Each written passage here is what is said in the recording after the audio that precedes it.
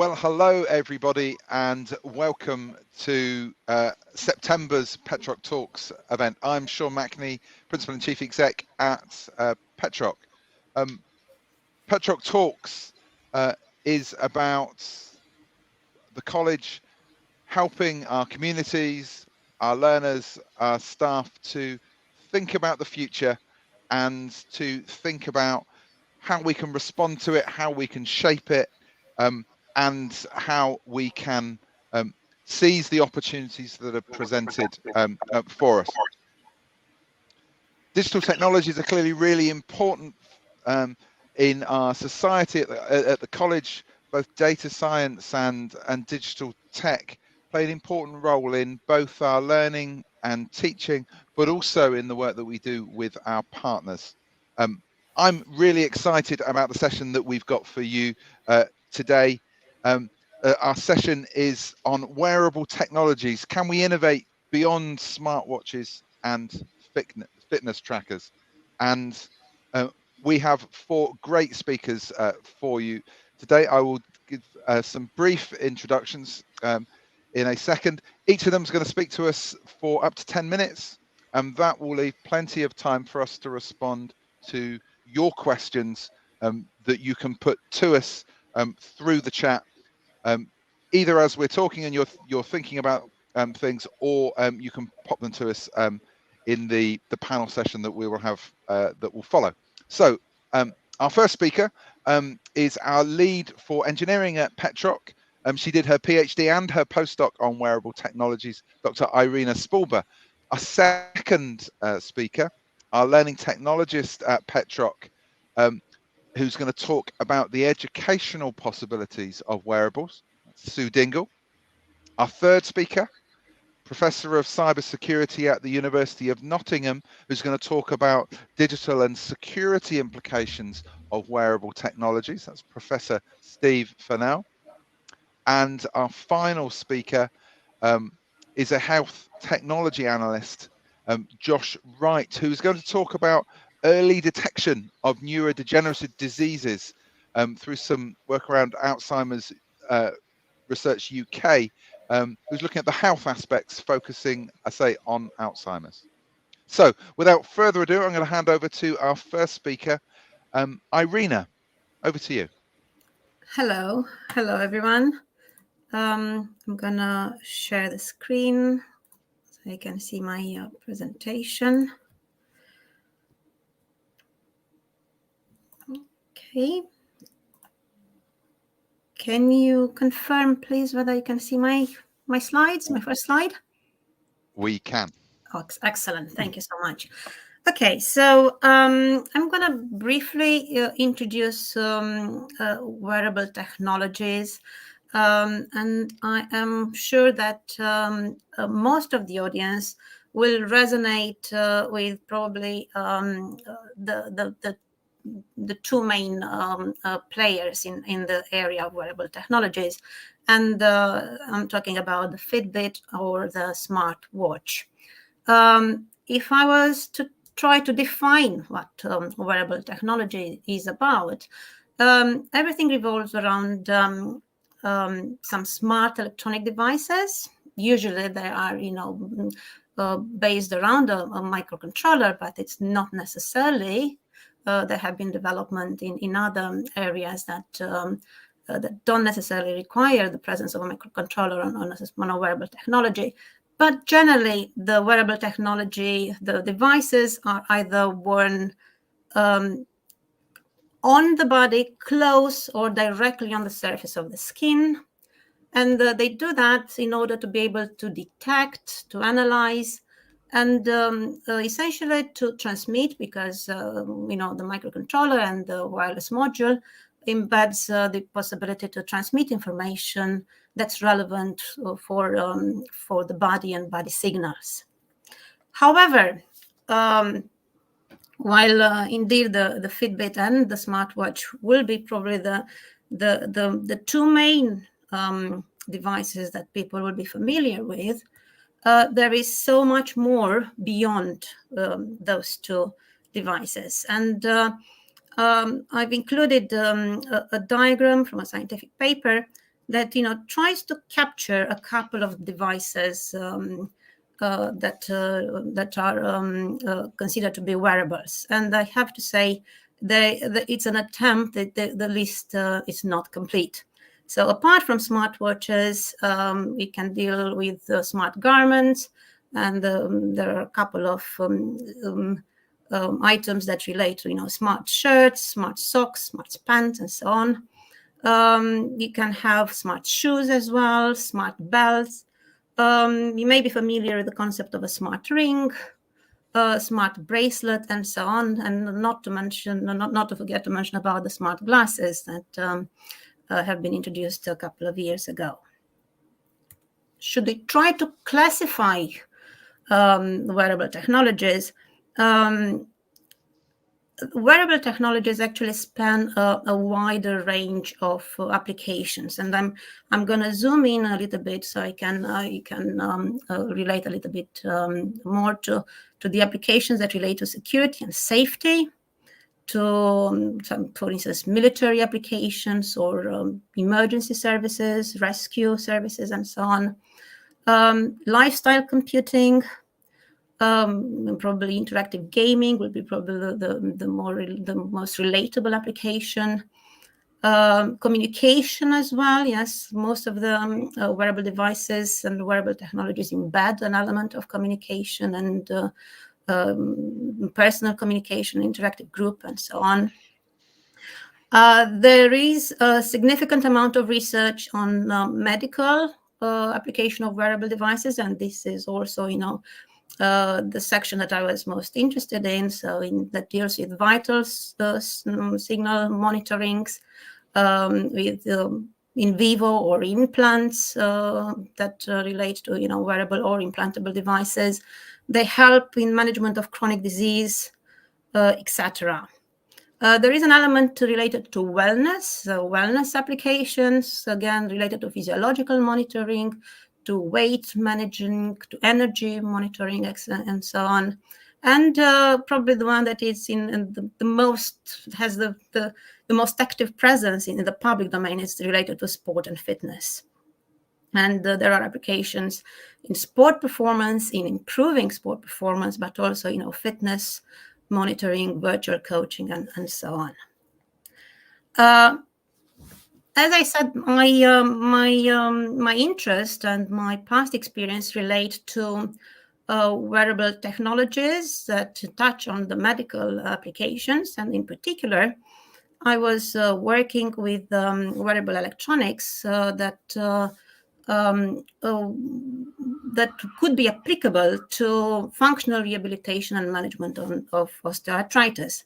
I will try to quickly give you a little bit of context. I'm not going to go into too many details, but just to clarify that, osteoarthritis, it's a condition that affects joints in the body, and essentially is characterized by the damage it does to the surface of the joint. And I have a couple of diagrams that show the progression or the progressive evolution of that damage.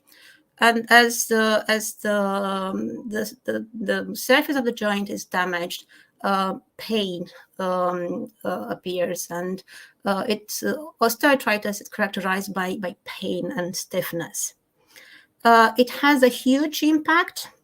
The data that I have is not the most recent data, but even a couple of years ago, osteoarthritis impact was considered to be around 8.5 million people in the UK.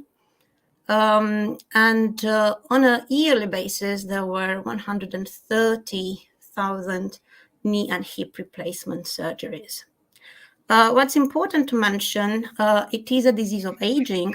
So with an aging population, it's most likely that the incidence will climb. Hence, a strong need to try to support the management of this condition.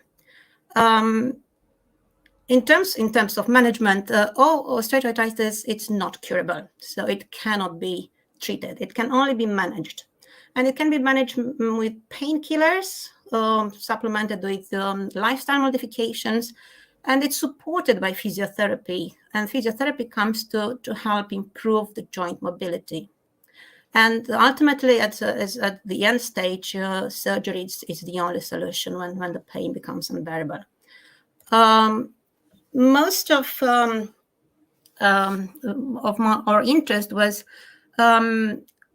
related to, or was focused on how we can use technology, particularly wireless technology, to try to change the paradigm by which osteoarthritis is managed. In the sense that if you do the right kind of the right amount of exercise, it can help strengthen the muscles around the knee. So even if the damage of the joint is irreversible as such, the strengthening the muscles around the joint can actually help you support the joints and ultimately improve the flexibility and hopefully reduce pain as well.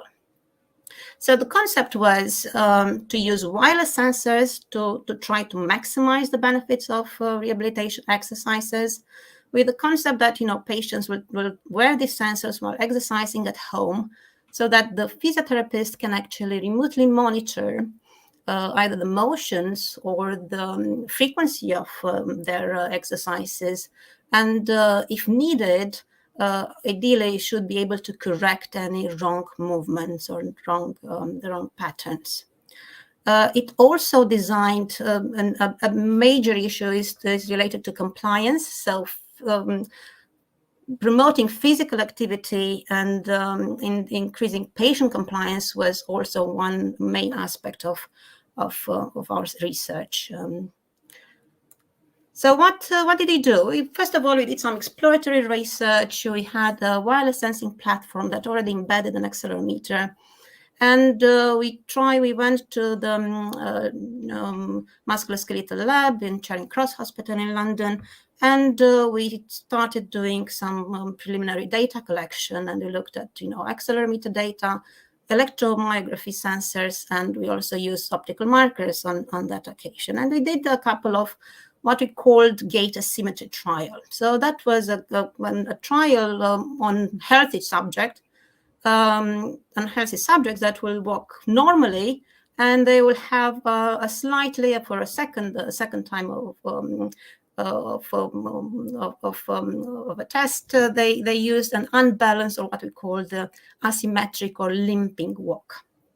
And we're quite excited to see that it's quite easy to discriminate between the two types of walks, and only by looking at the accelerometer data we are able to discriminate between these differences in the walking, in the gait pattern. Then we looked at surface EMG, and we knew that muscle fatigue is associated with falls, especially in the elder population. So we were trying to look and understand how signals from the EMG sensor will work and how they could support us in deriving parameters to be able to identify early stages of muscle fatigue. Then we looked at what other sensors we could possibly use for monitoring range of motion in the knee. And we looked at polymer sensors that are based on carbon black node powder polymer sensors. We interface them with some electronics so you can get data. And we found that they correlated the output, the sensor response correlated quite well with the reference system, with the dynamometer that we were using. And then at the end of the day, we said that, okay, we can build our own wireless sensor node, wireless platform. So we went for a multifunctional body sensor network. So the way we approach it, we knew that we wanted to be smart, so we needed a microprocessor based system, and around it we designed the main characteristics.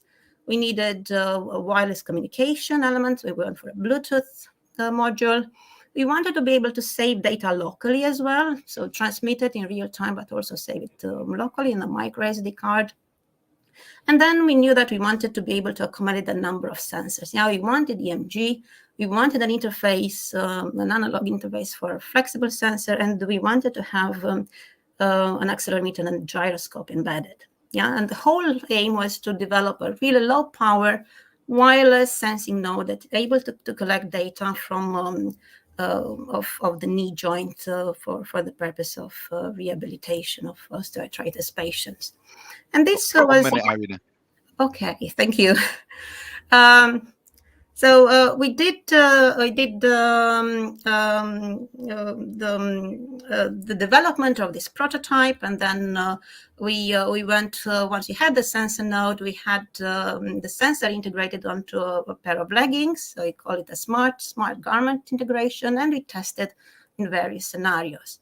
I'm going to skip the test. What I want to end up with, it's with this slide that highlights the architecture for remote healthcare monitoring systems, for remote healthcare monitoring system. So the idea is that whatever sensor you use for your condition, the data should be ultimately, be available on your mobile. Your mobile can connect to a database, to a medical server. So the data will be available to clinicians, and such you can have a close of this feedback loop. So the data can be used to alert clinicians or to feedback and guide you into your further rehabilitation.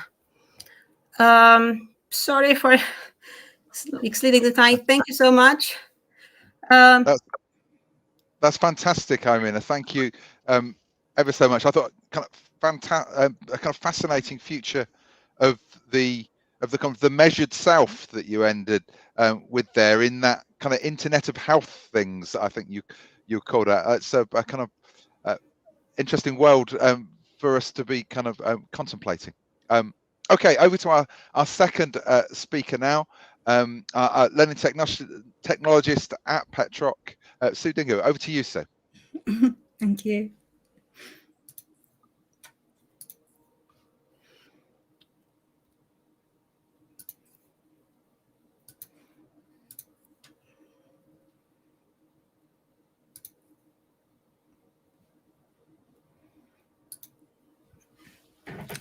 You seeing the screen okay? Yeah. Okay, great. Hi, so I'm going to just talk you briefly through the types of headsets, the educator support that is available, and a VR course case study. So when we're looking at headsets, we're looking more or less at two different types, really. So you've got the low-level spectrum of VR headsets, where you can have just something like one controller, and that will only give you something like a 3-degree field of freedom.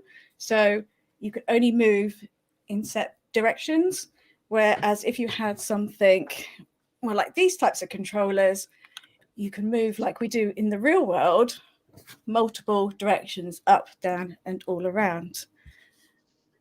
Okay, so this is my Oculus Quest. As you can see, it's tethered here into a PC. Now, it is standalone, and you don't need the PC. However, if you're running high simulations, you do need a decent graphics card and a VR-ready PC.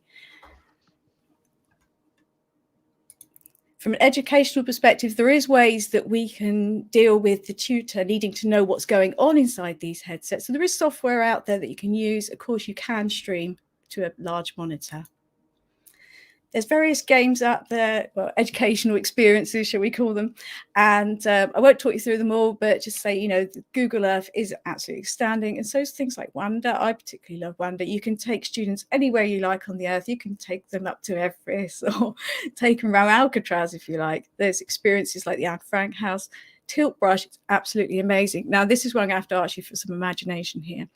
Imagine everything that you're looking at in that room, right? And you're in your headset, and now what you're looking at is what you're drawing. So you've got imaginary, you've got paint brushes, and you can draw everywhere you like. You can bring objects in front of your face, and you can now do that collaboratively as well. There's other apps like YouTube VR. It's exceptionally good if you're something like a music student and you want to do a music video. 180 camera, green screen, absolutely fantastic. This is one of the high-end apps. This is Cooking Simulator.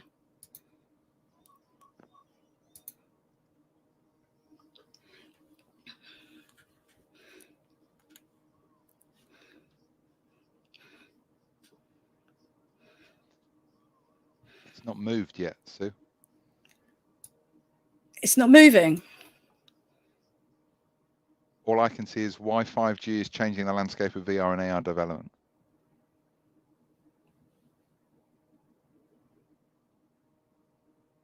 Okay.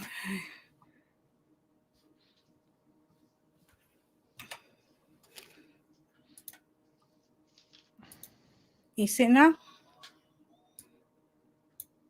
How now?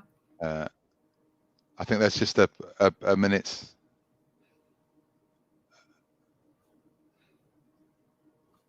Break. Is there a delay? It hasn't shared yet.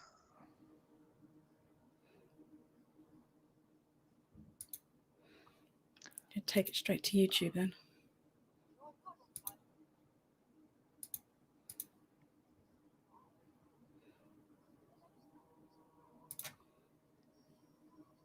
How about now?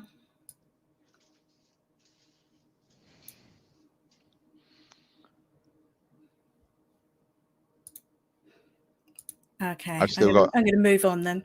Okay. I'm going to move on. I've still got you. Yeah. You still got me. All right, I'm going to move on. Okay, you be back? What's on the screen, Sean? We've still got you at the moment, and the other speakers. The slides are not up.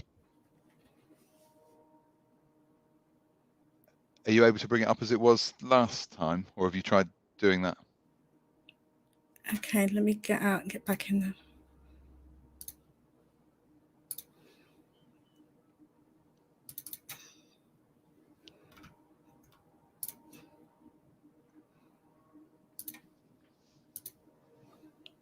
Is that okay?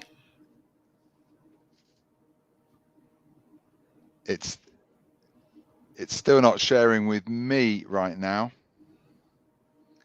Your slides are not sharing at all at the moment. Why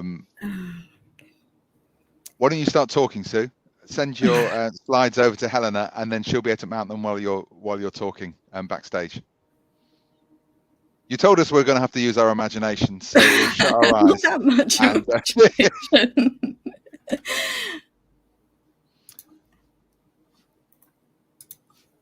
Okay.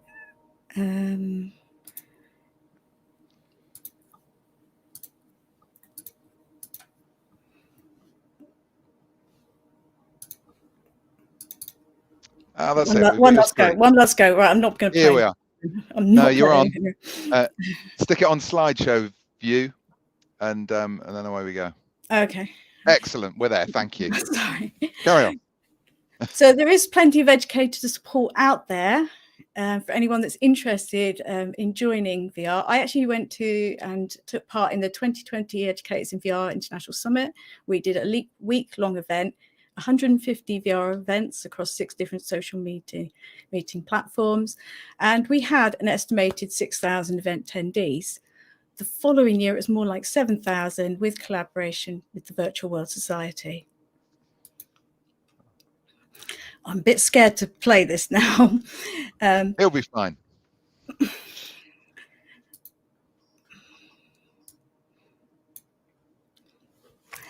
This is the course that I actually took part in VR. It's by Tri-Universe. So what's great about taking this type of course is it's exactly the same as a normal course in some respects. You go to the classroom, you meet your fellow peers, you take part in doing your assignments on Google Classroom, you hand in your assignments, and your 3D objects that you just saw on the screen, they're actually developed by the students themselves. And this one that's coming up now, this is one of the projects me and 2 of our classmates did, and this is called Ionosaurus. Now, Ionosaurus is a vision therapy app. So you'll see as it comes on now that with the headsets, what we've done is what you see out of one eye, you see something different out of the other. So you can see them throwing the food out of one of the lenses, but you can see the dinosaur at the other. So if you've got something like lazy eye, it makes you focus in, or you might have another condition where like your brain can't make your eye focus. And that's basically what Ionosaurus is all about. It was brought on because there was other apps out there that do vision therapy, but they're very expensive, especially for people in America. And we wanted to make something that was fun and engaging for all ages. And, you know, from what you see in the assets that we're using, the objects like the dinosaurs are pretty low spec, but that was just it was a cost factor. So that's Ionosaurus. Now, imagination time again, guys. So what you're looking at on the screen is my husband's rugby trophy. Now, with photogrammetry, you can take multiple pictures of an object, and then you can get that object, you can put it into something called Unity Games Engine. And Unity Games Engine then goes up to AltSpace VR. That's a Microsoft platform. And you can see me and my classmates walking around looking at each other's photogrammetry projects. And when you look at it for real, it was about 4 foot high. The other side of the screen, you'll see, take that to a whole new level, right? So you've got the ruins there. So I presume that was probably done with a drone, taking multiple photos again, manipulating them photos, again, up to Unity Games Engine and up to AltSpace VR. And why I love photogrammetry. Now, I haven't got one, so imagination time. If you had something like an Apple iPad Pro, you could use something called a LiDAR scanner. So this room that I'm sat in, I could literally scan the entire room and recreate this room that I'm sat in, take that room, and I could put it into Microsoft AltSpace. And I could invite you all to come and walk around my room. This is a project I'm working on at the moment. It's for construction. And the object being that our students, they use SketchUp. So imagine our students all using SketchUp together, and they build the buildings. They can go in the buildings, they can walk up the stairs, they can touch the walls, they can look out of the windows. Everything they see as they walk down the street is what they feel. It is like it is real. When the project is finished, it'll be fully animated. The cars will move, everything will move, the crane will move. And as you walk down the street towards the construction site, you actually will hear that construction site. So if you take it to another step, what you could do is use that model. You could use that model for to teach health and safety. So how much better would that be than actually teaching from video or books or still objects, to be immersed and to be together collaboratively? You could probably get about 30 odd students in that virtual reality world, all working together. If you take it to the next level, you can make it into an app. Now, with that app, what you could do is if they pick something up like a pneumatic drill, we can use what's called haptic feedback of the controller, and we can actually make them vibrate so they actually feel things, and they'd be able to move things and actually engage with the objects themselves.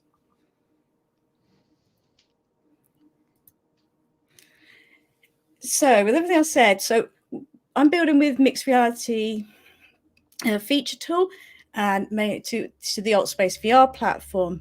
It's Microsoft, so of course everything that you see, like the construction site, there's no reason why I couldn't build the construction site out to HoloLens. So if we take a building, we can take a building, and this time, instead of fully enclosing ourselves in VR, we can take the building and put it into the real world, and we can work together collaboratively with something like mixed reality device like HoloLens. Do I dare play this video?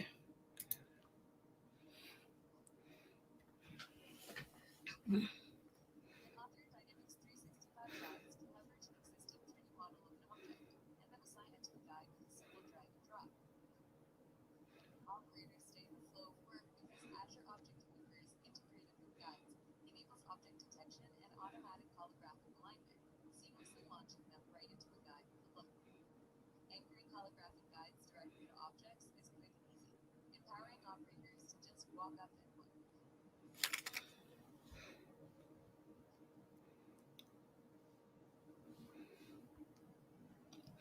So that's Microsoft Object Anchors. So again, going on with the Microsoft theme, Microsoft and Pearson's Gig XR, this is HoloHuman, so it's holographic. So what we're doing is we're putting a hologram actually into the classroom, and you can see the students there, they're looking at the hologram through the actual phones, and the teacher's got the Hololens. But you could quite easily just flip that classroom and ask the students to show the teacher what they've actually learned within the lesson. Got 1 minute, Sue. So why is 5G, is it changing the landscape of VR and AR development? Well, if you look at this case study, right, we've got Victory XR. Now they're an educational provider. They reside on the Engage VR platform. They work with T-Mobile and HTC Vive. That's the Focus 3 that you see at the side there. Absolutely amazing headset. They partnered to deliver a 5G-powered HR Cadabra lab to Fisk University. Now, the reason they did this is because Cadabras are going to be very, very expensive. So the headsets themselves, they connect over the Wi-Fi to a 5G router. And then from the 5G router, then it taps into the 5G network. So suddenly, we're getting into an era where we can move away from the problems where we had with the Wi-Fi, and we can tap into this 5G mobile network. And then later on, hopefully, we'll be able to use our VR headsets over just the mobile network. Thank you. That's the end of my presentation. That's fantastic. So some really interesting kind of insights, I think, into that kind of what I think you described as a mixed reality world, where you've got people physically in the same spaces together, but layering over kind of other worlds, other spaces that into that. That's really interesting educationally what we can do with that. Right, our third speaker is Steve from the University of Nottingham. Steve, over to you. Thank you very much. Let's see if I can do the screen sharing bit. Share a window, that one. Let's try that.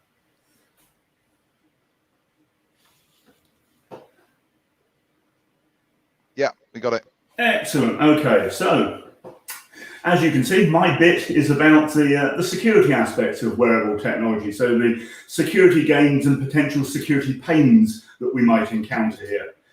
So I suppose with many bits of new technology, at least the way I look at it, what we're often looking at is what are the benefits, what are, in this case, the cool features that we might be getting from our wearable tech, set against the potential security risks that we might need to consider as a result of adopting such technology. So I think in many cases, it's almost always the cool features that tend to win out, but it's nonetheless relevant to recognize what some of the security risks might actually be here. Certainly what I'm not trying to do is put us off using wearable technology, but just to shine a light on the fact that there can be benefits and there can be potential downsides to consider as well.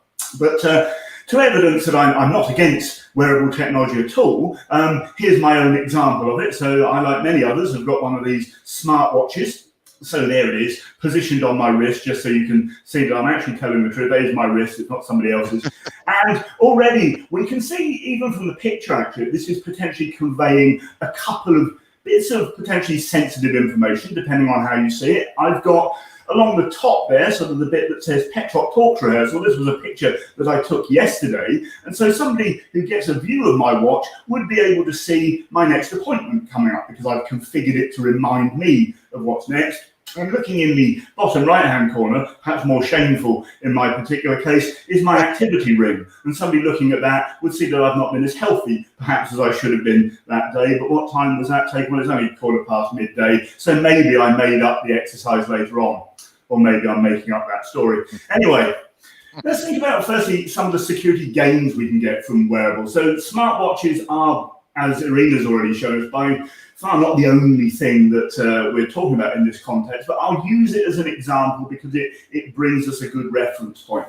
So using my smartwatch, for example, I've got a security gain here in terms of usability of security on other devices, because my watch will now, by virtue of those other devices detecting it and being able to communicate with it, it will unlock those other devices when I try to activate them or when I'm near them. So rather than starting up my laptop and having to type in a password or a PIN, it can be unlocked by virtue of the watch being in close enough proximity. Similarly, my phone and similarly my desktop computer. So all of those devices can detect the watch and unlock for me. So I don't have to use, say, passwords and PINs, so I don't have to type, and I don't have to use even the biometrics that might be built into those devices naturally, so face or fingerprint recognition on the various devices where they exist.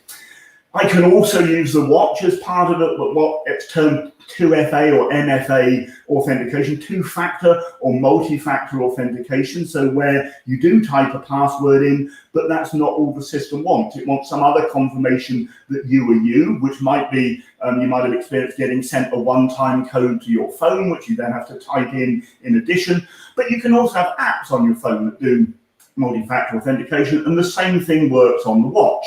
So I'll type a password to log in to a system, and then I'll get a buzz on my watch and a prompt just to confirm that authentication, that password authentication is actually me trying to do it. And that combination of things, the correct password and the confirmation from my watch, lets me into whatever system I'm trying to access.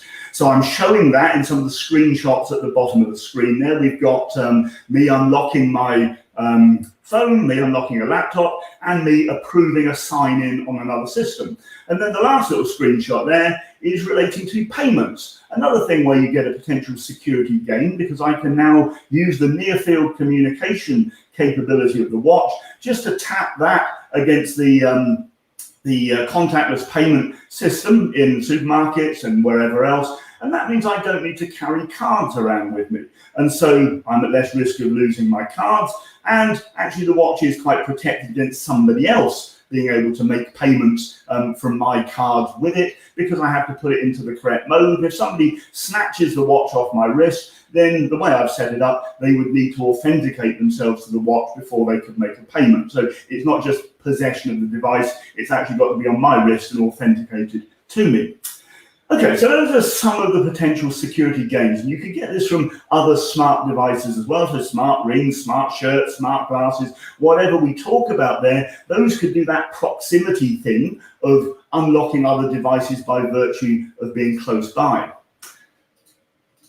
But there are some potential security pains to consider as well. So many of the smart devices, the watch being a good example of it, and others to varying degrees, will now be holding our sensitive data. So my watch, for example, has got text messages, emails, photographs, my calendar, example of that on the slide there, to show you the sort of things in my schedule.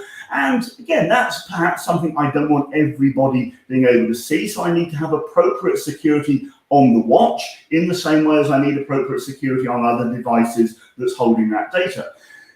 But of course, the watch is also generating its own sensitive data. And again, that's the same for other wearables. They're geared towards different things. And a good example, we've already had reference to it, is health and fitness related data. Now, of course, the reason it's collecting that is meant to be a benefit to me. And as I say on the slide, I'm now more aware of my health data than I used to be. Perhaps that's a good thing, depends on what you think of my health data.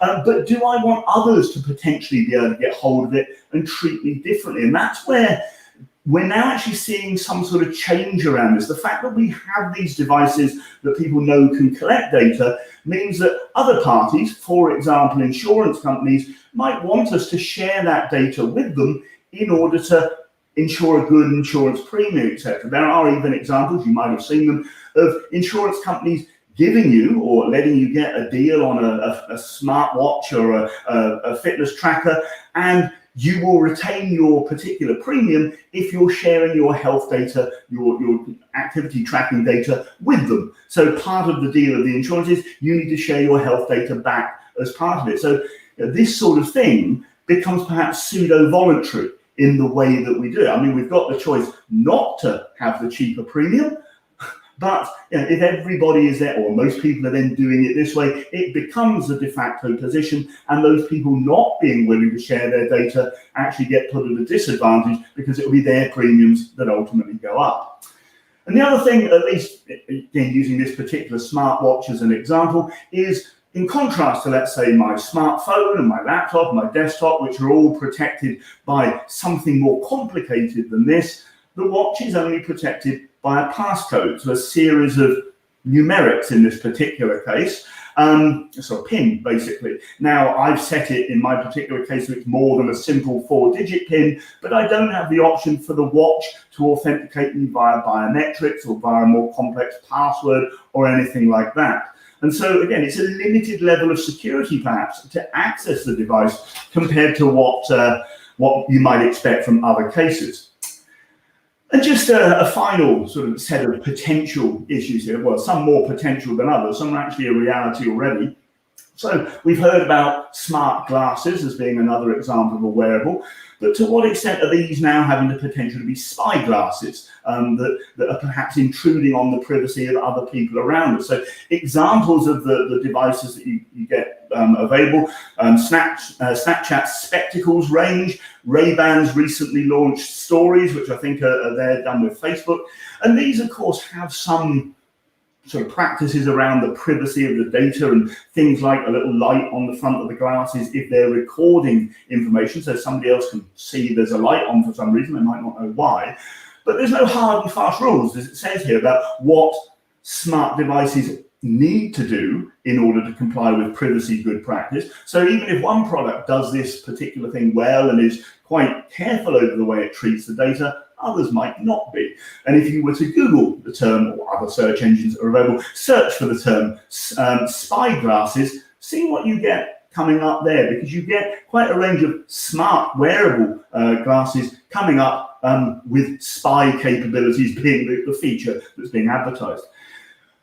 Also, from the perspective of all these smart devices that we have, of course, that gives us another potential infection vector for malware. We've seen it on many other types of device over the time. So obviously PCs, desktop devices, laptops have been infected or prone to infection for years. Mobile phones, smartphones, very quickly became a target once they became popular. We're seeing it on IoT devices more generally. So now these smart devices that we're taking around and wearing with us, what could happen, perhaps, if they were to fall victim and be infectable and exploitable, fall victim to malware while we're out and about, and then bring those, by the fact of wearing them, into other environments that we're walking into. So rather than trading in something nasty and bringing it back home and walking over the carpet, you're now bringing something in on a potentially infected device. We're not seeing this as a practical problem at the moment, but as the technology develops and as the attackers see an opportunity here, it's almost certainly going to be something they exploit. Similarly, technologies like augmented reality, so where we're wearing the smart lenses, smart glasses, maybe contact lenses as time goes on, or implants that let us see augmented reality visualizations. What about if somebody was to hack that and to put something in front of our eyes that obviously isn't there, but we're not necessarily going to be in a position to tell the difference? Okay, obviously with smart glasses, we can take them off and see if we can still see the thing. But as the technology advances and becomes more embedded, which is almost certainly going to do, then again, there's a potential risk there. And a final example, and that's why I've got this picture of a rather old looking camera on the slide. Okay, that is how we used to take photographs back in the day, so to speak. It was rather obvious you were taking a photograph. You'd be holding the thing up and people would be able to see that that's what you were doing. And the photograph that you took would be of a perhaps limited quality. So people in the background, as it says there, would be blurred. And even if you could see the faces clearly, you wouldn't necessarily know who they were. Contrast it to what could be done now with wearable technology. So the camera on your smart glasses, or embedded within your smart shirt in a button, or somewhere else on something that you're wearing, that's now able to take high resolution photographs. So quite clearly people in the background of a scene could be picked out, and also using AI technologies that are already there to do face recognition, there would be the potential to actually pick out and identify people that were in a scene without them even knowing there's been a photo taken of them. Of course, we're already seeing this in other contexts, so for example, with surveillance cameras and live facial recognition, but wearable technology puts it in the potential context for anyone to be able to do this as the other technologies advance. So again, it's not necessarily a bad thing. You could see this having perfectly legitimate uses in, let's say, security and policing, but it's the way it's used and how it's controlled that actually becomes the issue. So just a few thoughts there, and I say not trying to scare people away from wearable technology at all, but highlighting the fact that it needs to be used with a recognition that it's not all going to necessarily be to our benefit. We need to recognize that there are some associated risks involved. So with that, contact details there if you wish to get hold of me after the talks at all. And other than that, thank you for letting me talk. Steve, thank you ever so much. Giving us a lot to think about there, about these wearables seem to potentially produce a whole load of data, and you can see there's going to be enormous quantities of it, but who's doing what with it, for what purpose, and how do we, how do we take control of it ourselves? I'll be pondering some of that. Okay, our final speaker before we move into the panel session is Josh. Josh, you're going to talk to us about, I think, your research looking at Alzheimer's and wearables. Yes. Sorry, can you see my screen now? Yes, absolutely. Yeah, excellent. So thanks for this opportunity to talk. So today I'll be talking about the Eden Initiative. So the Eden Initiative is a project which is being spearheaded by Alzheimer's Research UK and looking at early detection of neurodegenerative diseases. So currently the project is still ongoing and growing with approximately, say, 60 experts across about 50 organizations and institutes across the world. So the reason we've actually set up this initiative is to tackle the challenge of rising rates of dementia-causing diseases such as Alzheimer's disease, the rate at which these diseases is expected to rise by about 200% by 2050. So as per the name neurodegeneration, these diseases are associated with a long-term degeneration in brain tissue, and this is typically a structural change. That means it is not actually reversible once symptoms arise. So our aim is to find a way to detect these diseases as early as possible, long before these symptoms arise. This way we can have a chance to actually treat or offset the progression of disease. So one of the challenges we have currently within this sort of healthcare space is that the tests to diagnose these diseases early is actually expensive and invasive and require infrastructure. So the current tests we have are things like PET scans, CTs, MRIs, lumbar punctures, written neuropsychological testings, and all of these take time. You need to have a nurse and a doctor there, and as you can imagine, things like lumbar puncture is invasive. It's not nice. You don't want a needle stuck in your spine, basically. So the idea of Eden is that we want to be able to create something that will be sensitive to these diseases, and it will be cheap to the healthcare system. It wouldn't be invasive to the patient, and it will be scalable, so you wouldn't have to require and have facilities such as MRI suites and doctors and nurses on hand constantly to actually collect the data to be able to detect these diseases in a population-wide fashion. So the main the main aim of Eden is to actually detect these specific dementia-causing diseases 10 to 15 years before symptoms become noticeable, and we wish to do that using a combination of digital biomarkers because these are inexpensive and non-invasive. So being able to actually achieve our aim will actually be helpful for everyone, as we're able to push back detection of disease on a greater scale. We can actually encourage patients to have lifestyle changes which can help offset the delay the onset of disease. In some cases, can avoid it. It would also help identify patients that may be able to receive treatment or intervention earlier, again offsetting the onset of disease. It would also give us an opportunity sort of in research and clinical trials realm as well, because we will be able to diagnose patients with disease earlier, so we'll be able to actually follow disease progression and the processes at an earlier point and follow that patient through. So from a research perspective, we'll actually gain a lot more information on that, and using that information we can also generate treatments and drugs interventions with this newfound knowledge. And also, because we're identifying the patients at an earlier point, we would also be able to test and any new drugs or interventions earlier as well, trying to hit an optimum population so that we can actually stop the onset of disease.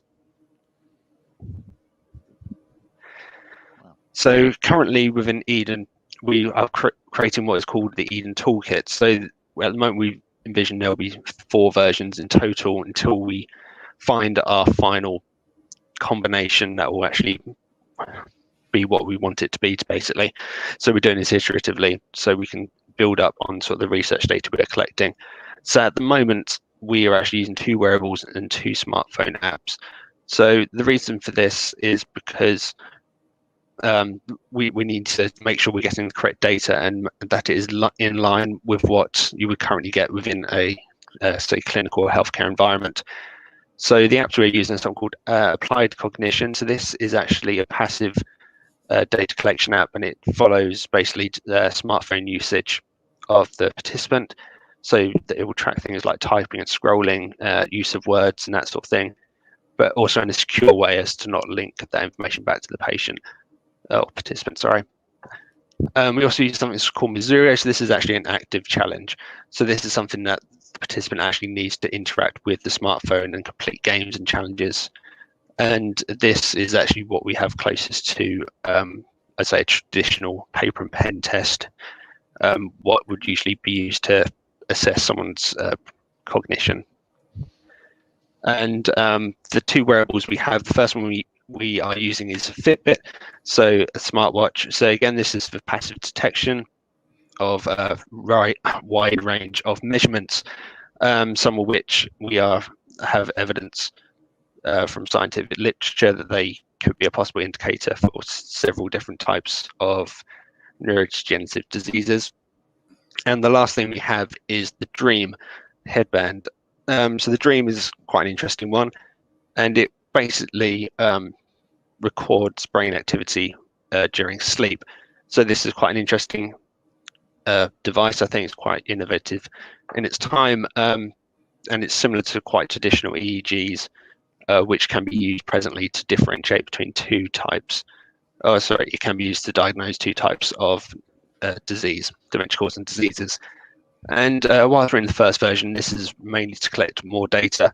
We're collecting it in clinical groups, so we're collecting both clinical data and the digital data, and we'll be putting all this together using machine learning models to actually create multimodal models which will help us diagnose earlier.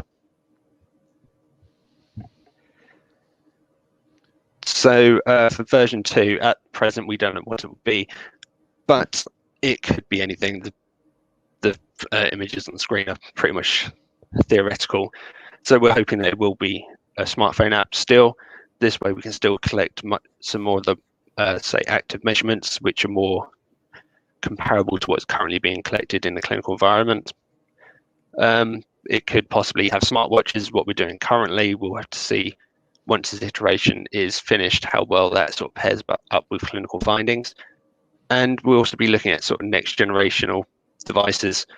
So it's been touched on some of the previous talks about some of such devices. One we're currently looking at is in-ear EEG. So it's very similar to the Dream headband, but it is actually of a lower burden. As you can see from the picture, it's easier to wear. It's not something you have to put on very carefully onto your head. And it also has the benefit you can actually wear it all day, as opposed to the Dream headband, which you can't. So I thought I might as well put talk about how actually deploying it within healthcare, that there are quite a few aspects which should be highlighted, to be honest, because when trying to introduce wearables into healthcare, it can be quite difficult, to be honest. And there are a number of factors which are quite important. The first one being user needs. So this is more sort of the user needs of the needs of the clinician or patient. Depending on whatever use case is being examined, these could be different depending on sort of settings or disease areas. So for instance, say something like a mental health application, this would need to be presented in a way as to not be overwhelming, that stimuli is right for the patient group, or as we're finding, working with sort of more elderly population, there is a technology barrier where they're not used to using technologies. They haven't quite got the affinity using, say, smartphones or tablets. And it also needs to be mindful that they also may have other issues such as arthritis or cataracts as well. So the second quite big issue around healthcare is security, especially with wearables. I know there's a lot of stuff in the news at the moment about security and data protection and that of health data, but I think when we start introducing wearables into situations, that argument only sort of escalates, simply because wearables are able to collect a sort of multitude of data points about people, and it's also collecting them within their native environment. So you can also, so stuff like smartwatch can collect GPS data, and if this is within a native environment, if someone was able to get hold of that data, you could build up some sort of habitual learnings from that and actually go towards patient identification. The third point I put was clinical validity of a tool. So this is mainly to say that when using digital biomarkers, it's always best to do this in line with clinical markers.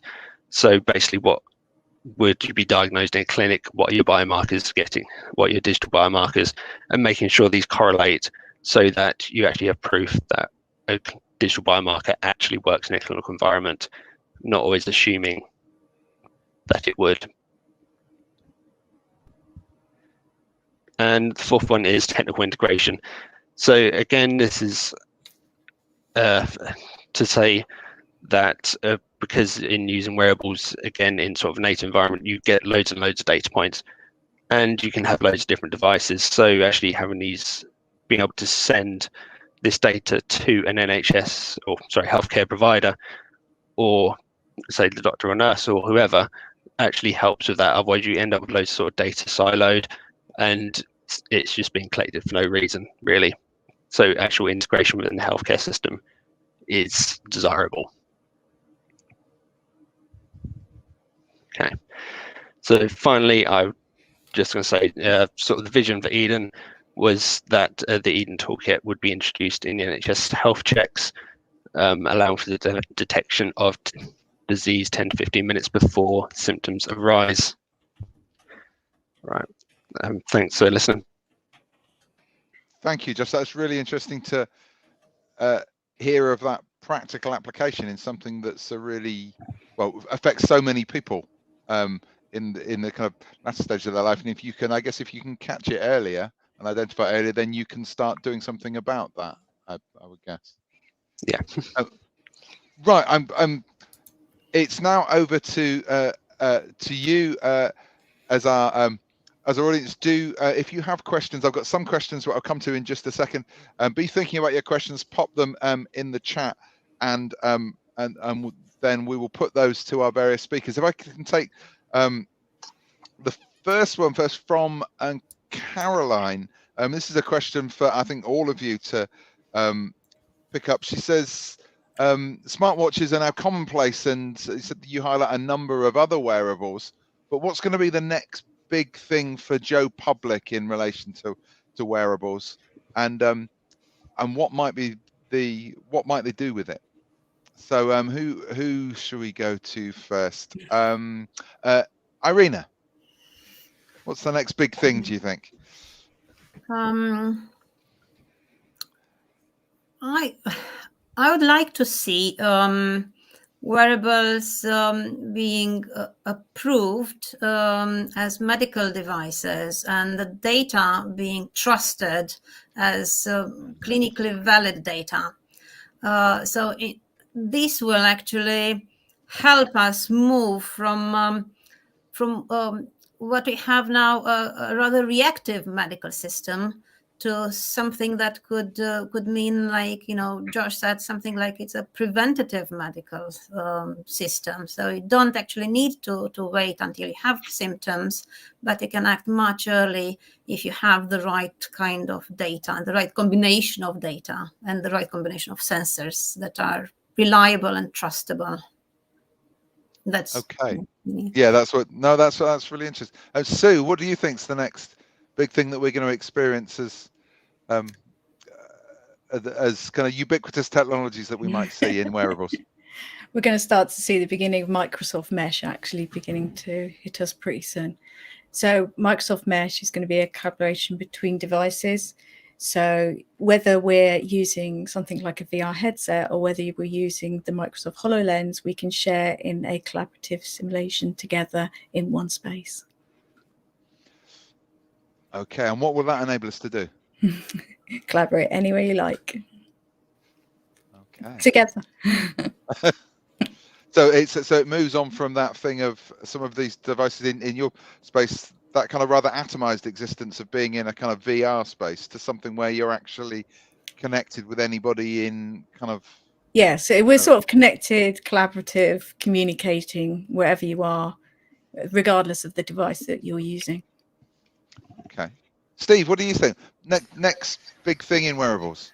I certainly agree with with both the things that Irina and Sue have already said. I think that the health monitoring aspects are going to be increasingly important, and you can see various the things like Fitbit and all the smartwatch vendors incorporating more sensor technology into their devices. But the other thing that I think is going to take off much more significantly is the stuff around the smart glasses or some sort of worn lenses for augmented reality, because a lot of the providers are investing in the augmented reality technology, and so having the smart glasses will be the way of enabling us to see that in a way that's less intrusive than, for example, holding up your phone and looking at it through the screen. You'll have it then naturally projected in front of you, and that will enrich our environment as we walk around. If you're trying to navigate somewhere, you can see the breadcrumbs that are projected on the street for you to follow. It might encourage me to walk in the right direction if I think I'm following food. So that sort of thing, I think, is going to be another area, and that's, I mean, looking at the framing of the question for the public, I think that's something that is going to be there that the general public will see an advantage in. So regardless of a particular health condition or something to monitor, which will be the adoption queue for other things, here this is something that I think many people will see the interest and the potential benefit for them. I say that having that enriched environment around them, which will include sort of seeing messages pop up and other notifications there in front of you without having to take devices out of your pocket. Not saying it's all going to be a good thing in the way that might change our experience of life, but that's what the technology providers seem to be working towards in many cases. Okay, interesting. Josh, what do you think? What's coming next for us? Well, unfortunately, not quite the original as everyone else. But I do think sort of smart glasses and augmented reality will be coming up quite big, I think, soon. Especially now we're sort of coming out of the COVID-19 pandemic. Everyone's sort of working from home, we're having to do hybrid working, and the need for collaboration in sort of a real environment, particularly if you have sort of a hands-on or creative vocation, then the actual need to have some sort of virtual space to do some, I say, manual handling of projects. But I think that is what is needed in the future. I think that's probably where things will go pretty soon. No, interesting. I want to come to a question from Jim in a moment, but just while we're on that question of smart glasses, it would seem if we're wearing smart glasses and they're recording everything about everything that we're doing across the course of the day, this is going to create enormous amounts of data. I mean, is artificial intelligence central to be able to capitalize on wearables and the data that wearables create, and should we be worried about that? Steve, come to you first, if I might. Yeah, so I certainly think you're right about the volume of data that's going to be collected, and what happens to that data, just as a broad question, is going to be interesting. I mean, if you've got AI analysing it and cataloguing it, to what purpose is it going to be doing that? Is that going to be directly to the benefit of us and enabling us to, for example, catalogue our life experiences that we've had while we've been wandering around? So I mentioned the, what was it, the Ray-Ban Stories smart glasses are now being sold. I mean, the selling point of those is meant to be that you're sort of cataloguing your sort of recording your life experiences as you go around.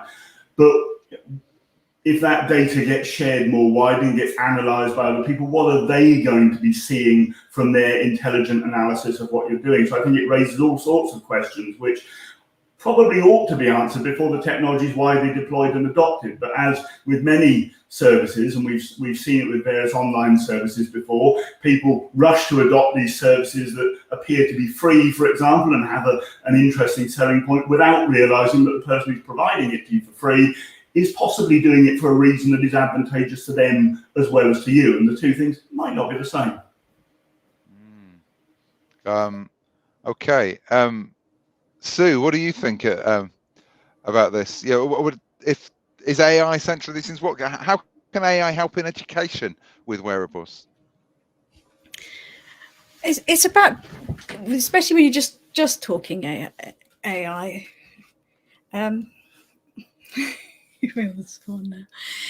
You mean your augmented reality you're talking about, Sean?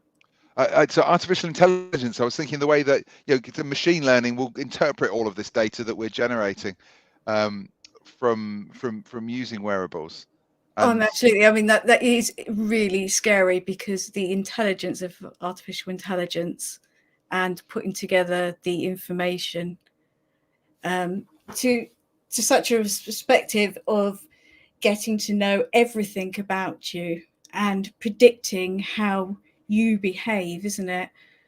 And your traits and everything else, and then be able to actually at some point imitate you as a person. And it's so scary there. But Josh, I suppose from your perspective, some of these things can help people to adopt different behaviours so that they don't suffer some of the consequences of things later on, can they? Is there some potential here that you see? Well, yeah, that's a lot of what we're doing, to be honest. So what we see is we're using wearables, same as I mentioned before, we're collecting a lot of data points, and we're having to use AI to sort these data points and try and find the correlation between digital biomarkers, the clinical biomarkers, the clinical diagnosis, and try and mesh all this together so we can actually say there is a correlation between digital biomarkers and actually a clinical diagnosis as well. So for us, we think there's a lot of benefit to this. There's a lot of possibilities, and this is, say, a very small use case and what could be a lot of different possibilities, especially in healthcare. Yeah, got you. And Irina, are you concerned about it? How do you see the kind of ethics of this kind of wearables and AI? Because in your system, there seem to be some real benefits from the AI markers that you are having. It helped people to kind of not suffer such pain. That seems to be a good thing. You're on mute, Irina. Excuse me. Yes, sorry. Yes, we've been using machine learning algorithms to help us, process the data and so on. But before we take things further, I would like to see some regulation of AI in the sense that that there needs to be some standards to be followed before. All information it's processed in a way that we may not necessarily have a control on it, and we may benefit or you may not, as I said. I'm more interested on the fact that we are with image processing. I don't think there is much option around artificial intelligence taking, a main position and the main driving position. But with many sensors, you can do lots of processing on the node. So you can actually process and send only the relevant information that is needed rather than sending raw data. This is a drive. You could actually alleviate the burden on the network as well. So once you're sending pre-processed data or results rather than sending raw data, that doesn't need necessarily, or most of the devices have already this embedded on them, so the processing is done locally. It doesn't need to be distributed, but I think we're going to see a combination of both in the future. And there's interesting, both Simon in the Gooch in the chat talks about, he says many of the talks mention security and information. How can we use smart technologies to encourage medical organizations to talk to each other? And I guess what you were saying, Irina, you were thinking that if this data can be kind of validated and recognized as kind of clinical data, my understanding is that kind of medical data is treated with a greater kind of ethical controls around it than things that are not, and they're on an app, and we kind of share what can quite often be enormous amounts of data far beyond what we think is required for the app, because they can take it and sell it. But so do we need to be careful with the data for these things, or how do we maximize the benefits of wearables? Josh, what are you thinking on that? Well, I think from a healthcare point of view is just making sure. I don't think it matters if a wearable is new and fancy, does lots of things, but from a healthcare perspective, it needs to align to clinical findings. At the end of the day, from a healthcare perspective, it needs to be that clinical research needs to be put in to show that the digital tool does what it says, that the wearable can correlate something in healthcare. Yeah, and Steve, on this, there's kind of the potential for a lot of self-diagnosis, it would seem, with these wearables, and we all become our own medical experts, and we don't need to borrow with all this proper research stuff. Is there a danger that we get this and we all become our own GPs, as it were? I think there's certainly a danger that we could be taking too much notice directly of what we're seeing and not having the background and knowledge to interpret the data ourselves. I mean, I think in the screenshot I showed of the ECG monitoring, for example, on the smartwatch, it sort of points out what it's able to do and what it's not able to do, and what you should be interpreting from it, and when you should be seeking appropriate medical advice to assist you with it. So again, you've got the opportunity to elect to share some of the data that your devices collect with your GP or other practitioner to help make a more informed assessment of what's going on. I think there do need to be some bounds over the extent to which the device might diagnose and tell us we've got a problem that we might then be concerned about, perhaps unnecessarily. It should perhaps be telling us to go and seek an opinion rather than telling us what the diagnosis is, for example. Yeah. It'd be interesting to see how far into the mainstream that actually goes, because if you look at it now, you've got things like the HTC Vive and their full body trackers, and they're using them already for things like performing arts and measuring the movement. So you could take that into the healthcare sector as well. That's interesting. And going back to a relative right at the beginning of questions, that Mark asked, almost tongue-in-cheek, what the heck would smart socks do? But, I can't answer for that one. If you want a smart socks do, because my understanding, they also have a relevance in your area, Josh, around people who lose their memory, perhaps, about where they are, and you have kind of GPS trackers. Sue, what the benefits? Could be anything. Sue, what's the benefits then? Smart socks, what do they do? Smart socks. Well, if you've got something like it's a big stage thing that you sit on, and then you can put the socks and trackers on your feet, and then you can go around in VR. So it looks like you're running, but you're sitting down. Wow. Okay. I was thinking it was going to tell you whether you needed to wash your feet, but I suppose that included as well. The smart stuff that I had in mind, again related to direct medical applications. So again, if you consider a diabetic foot, diabetic diabetic patients tend to suffer from neuropathy. It's a complication of diabetes, so they lose sensitivity in their feet. And for diabetic people, it's very difficult to. They need to keep an eye continuously on potential injuries or ulcers, because they will heal very, very difficult, or very slowly if they heal, or they can develop into further more serious conditions.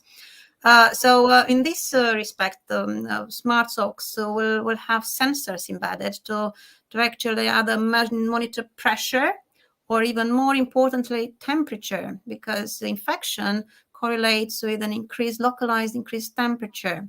So once you're able to detect that at an early stage, so it doesn't fully develop, you can cure a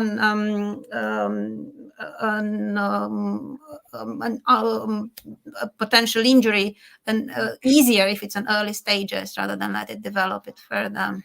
Okay. And another application for smart socks would be again to do with running patterns. So should you have, for instance, pressure points that then and again a bracelets around your ankle that monitor again accelerometer, gyroscope data, and so on. So those could actually help you to improve your gait, your running pattern, and so on. So plenty of opportunity to sense every single move. Well, Mark, I bet you didn't expect you'd get such a comprehensive answer to what smart socks might do. This has been a fascinating discussion. We are at time. I said we said that we would wrap up by 1:15. We've dealt with ethics and security concerns. We've seen some amazing health benefits, the ability to anticipate the onset of Alzheimer's early to intervene. We've seen some virtual worlds and the opportunities to collaborate and build spaces, which we're already starting to look at in our learning and teaching. And also we've seen how wearables can help us change our behaviors and then avoid pain. You can see in the questions a whole load of things that we haven't got to, which you might think about. Ros asks about what do we think about tech poverty in relation to wearables, and if there are real benefits from wearables, then are some people going to be excluded from them because they don't have the full range of things? Too many questions for us to answer. I hope you might continue with some of that debate on Twitter. It just leaves for me now to say thank you to all of our speakers, to Irina, to Sue, to Steve, and to Josh. Thank you for all of your questions as well to our speakers. Hopefully you found this a stimulating session. For us at Petrock, this is going to give us some things to think about what do we need to incorporate into our learning programs so that we're helping prepare our learners for a future where we can maximize those benefits, but also be aware of some of the risks and the dangers around that which we can avoid. So thank you everybody for your attention, and see you at the next Petrock Talks. Thank you. Thank you.